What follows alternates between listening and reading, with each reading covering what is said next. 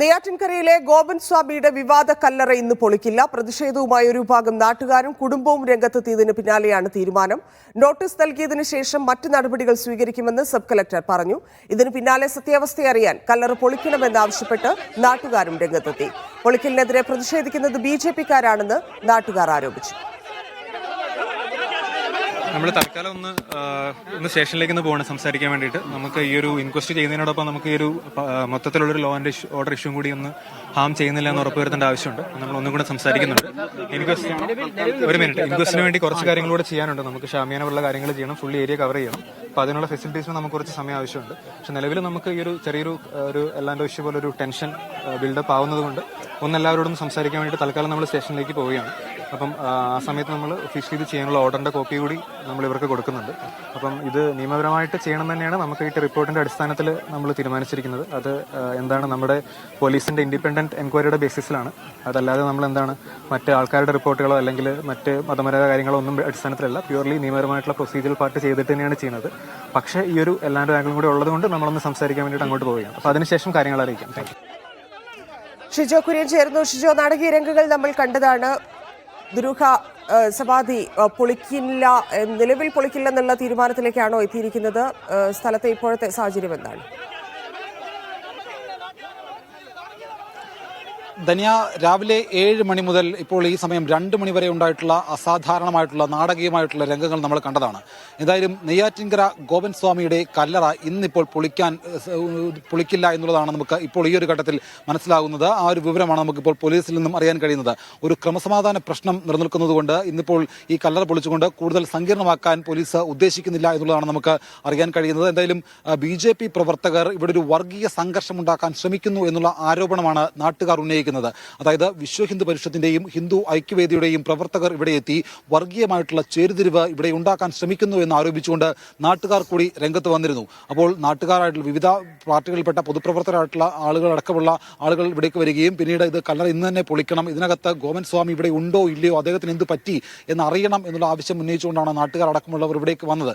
എന്നാൽ BJP പ്രവർത്തകർ ഇവിടെ വന്ന് ഈ കുടുംബത്തിന് പൂർണ്ണ പിന്തുണ പ്രഖ്യാപിച്ചുകൊണ്ട് കല്ലറ പൊളിക്കാൻ അനുവദിക്കില്ല എന്നുള്ള നിലപാട് സ്വീകരിച്ചതോടുകൂടിയാണ് ഒരു ക്രമസമാധാന പ്രശ്നം ഉടലെടുത്തത്. എന്തായാലും ഈ കല്ലറ ഇന്ന് പൊളിക്കില്ല എന്നുള്ള വിവരമാണ് നമുക്ക് ഈ ഒരു ഘട്ടത്തിൽ ലഭിക്കുന്നത്. ഇതുമായി ബന്ധപ്പെട്ടുകൊണ്ട് ഒരു ചർച്ച നടത്താനായിട്ട് ബന്ധപ്പെട്ട ഉദ്യോഗസ്ഥരും ഈ കുടുംബത്തെ പ്രതിനിധീകരിച്ചുള്ള ആളുകളും ഇപ്പോൾ നെയ്യാറ്റിൻകര പോലീസ് സ്റ്റേഷനിലേക്ക് പോയിട്ടുണ്ട്. അവിടെ RDOയുടെയും അസിസ്റ്റന്റ് കളക്ടറുടെയും ACPയുടെയും DYSPയുടെയും അതുപോലെ ഈ ബന്ധപ്പെട്ട ഉദ്യോഗസ്ഥരുടെയും ഒക്കെ നേതൃത്വത്തിൽ ഇപ്പോൾ ഒരു ചർച്ച നടക്കുകയാണ്. ആ ചർച്ചയിൽ ബന്ധപ്പെട്ട നാട്ടുകാരുണ്ട്, പരാതിക്കാരുണ്ട്, ഈ കുടുംബവുമായി ബന്ധപ്പെട്ടുള്ള ആളുകളുണ്ട്, കുടുംബത്തിന്റെ അഭിഭാഷകനുണ്ട്. ഈ ഗോപൻ സ്വാമിയുടെ നെയ്യാറ്റിൻകര ഗോപൻ സ്വാമിയുടെ 2 മക്കൾ രാജസേനനും സനന്ദനും ഈ പറഞ്ഞ 2 പേരും ഇവിടെയുണ്ട്.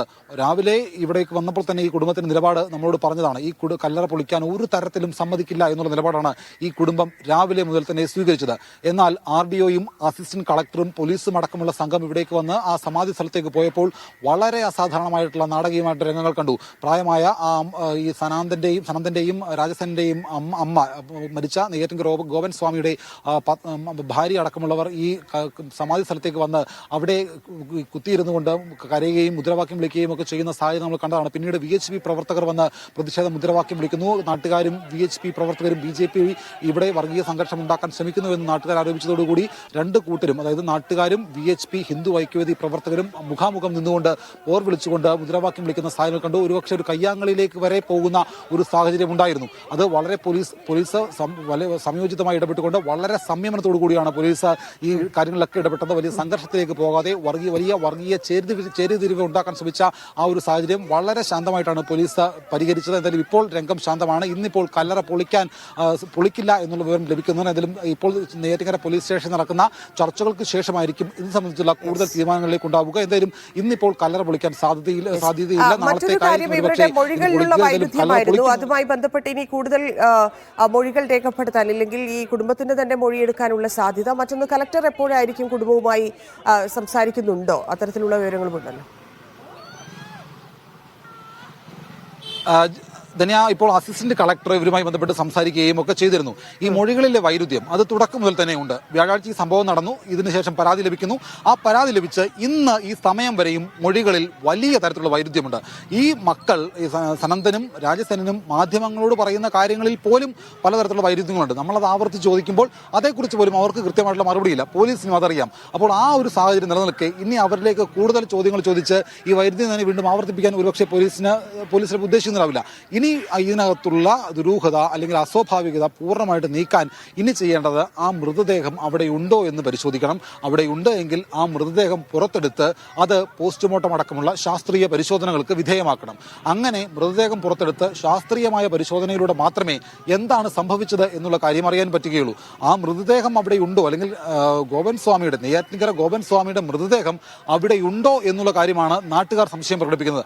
അവിടെ ഉണ്ട് എങ്കിൽ അത് പൊളിച്ച് പുറത്തെടുക്കണം. അങ്ങനെ പുറത്തെടുത്താൽ ഇവരെങ്ങനെയാണ് ആ മൃതദേഹം കൊണ്ട് വെച്ചത് അതടക്കമുള്ള കാര്യങ്ങൾ ശാസ്ത്രീയമായ പോസ്റ്റ്മോർട്ടം പരിശോധനയിലൂടെ പുറത്തു കൊണ്ടുവരണം. ഇതൊക്കെയാണ് നാട്ടുകാരുടെ ആവശ്യം.